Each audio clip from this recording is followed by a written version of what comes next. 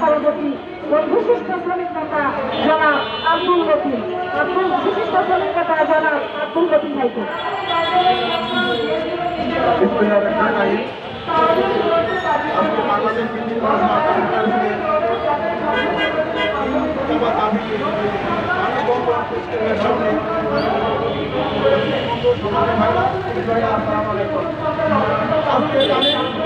বাংলাদেশের ম্যাক্সিমাম উন্নয়নের পেছনে নির্মাণ শ্রমিক, নির্মাণ শ্রমিকের ভাগ্য উন্নয়ন হয় না। একটা নির্মাণ শ্রমিক সারাদিন পরিশ্রম করে তার মজুরি ন্যায্য মজুরিও পায় না। আজকে বড় বড় প্রতিষ্ঠান যারা বিডব্লিউ বলেন, যারা গণপত্র, এলজিডি, বিভিন্ন মতন তারা কিন্তু নির্মাণ শ্রমিকদের বরাদ্দ কোনো সেফটি বলে লক্ষ লক্ষ টাকার টেন্ডার বাতিকে এরিয়াটাকে বন্ধ করে দিয়েছে।